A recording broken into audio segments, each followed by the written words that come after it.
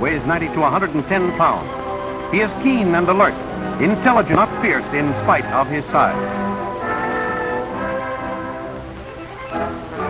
Since 1931, Mrs. Julia P. Lombard has been raising Chinook dogs at the Wanalancet Hubbard Kennels. Once a day, she personally carries the food to her charges. And eagerly she is awaited, for the cold mountain air puts a keen edge on the dog. Ground meat mixed with puppy crumbs and water usually makes up the daily meal. Mighty satisfying it is, too, according to the taste. Sometimes fish is substituted for meat. To the kennels to let out the dogs for their daily exercise.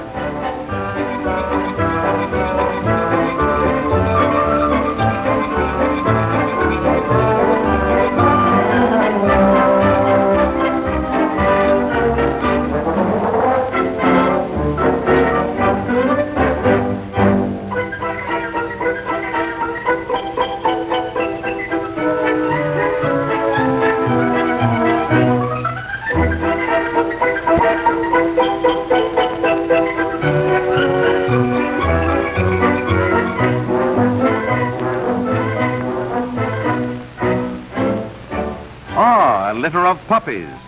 7 squirming little fellows cuddling close to mother and all doing nicely.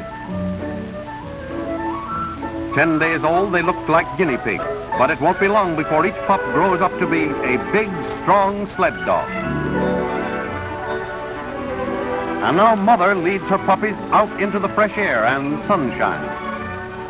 They are nearly a month old and can walk pretty steadily, although their hind legs are still a bit wobbly. Somewhat skeptical of the snow at first, its softness soon pleases them. A warm little coat of fluffy fur keeps out the chill and makes playing in the snow lots of fun. Of course, it makes a fella hungry, too, and there's nothing like dipping into a dish of hot soup on a cold day. And now, exactly 53 days old, the puppies are growing up. They are more alert, more playful, but still keep pretty close to mother.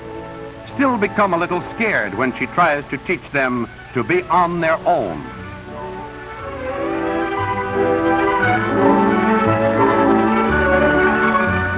She soon finds out, though, that it isn't easy to get away from this bunch, not even for a minute.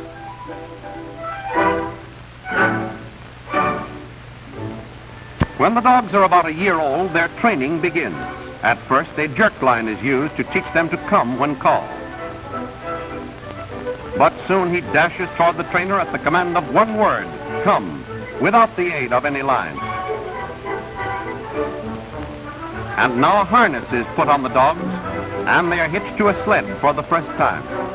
At the call yake or go, they are pulled along the road to demonstrate what the word means.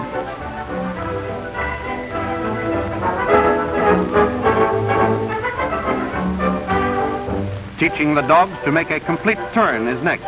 The cry, haw, come in, means turn on the left. Gee, come in, on the right. The dogs are driven entirely by verbal commands, without reins or halters of any kind. And it doesn't take long for these bright animals to catch on. In spite of general belief, the lead dog is not necessarily the biggest of the team, nor the best fighter. He is, however, invariably the most intelligent. He has many responsibilities in addition to obeying every command. Besides keeping the speed of the dogs up to about 11 or 12 miles an hour, he must know just how sharp a turn can be made without entangling the other dogs and sled. He knows, largely by instinct, whether or not the ice in lake and stream is strong enough to hold the man and sled behind him. And now they've arrived at the ski slope, where the dogs are greeted by none other than Hannes Schneider, one of the greatest skiers of all time, now an exile from his native land.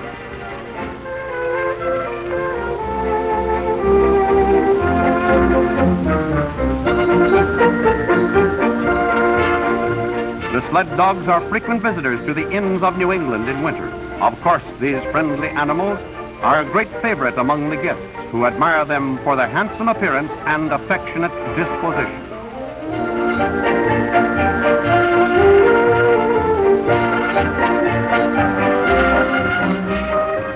Furthermore, the dogs add greatly to the enjoyment of winter sports.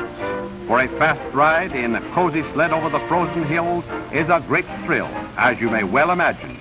With nerves a-tingle, they're off.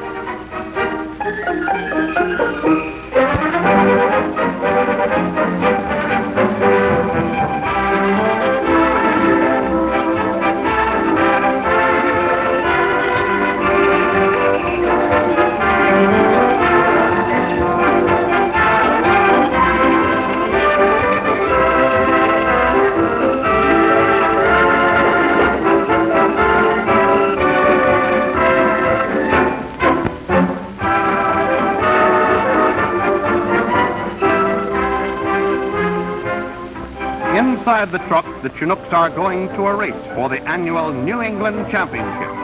Although not raised for racing, but rather for pulling power and endurance, their stamina is always a strong factor over a long course. Many teams are entered in this yearly race, which is run over a 20-mile circuit.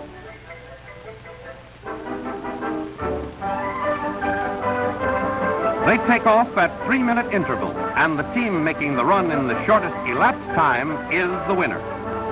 Some entries come from 200 miles away. Some drivers are young women who are expert in handling these racers that are raring to go. At the signal, she's off with the wind, off with her huskies as they churn up the snow with their flying feet. The villagers and guests from the neighboring towns take keen interest in the race. Standing at carefully chosen vantage points, they cheer on their favorite team.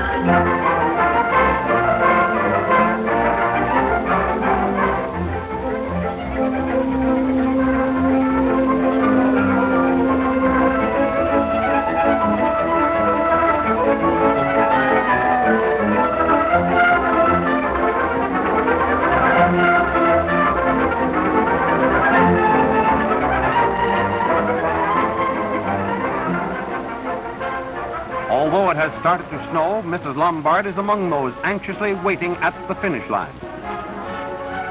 The first dog sled comes in, but it is not necessarily the winner, since it is the elapsed time that counts. As another team comes in, waiting in the group is Arthur T. Walden, the first man to bring sled dogs to New England and who took Chinook and his sons almost to the South Pole.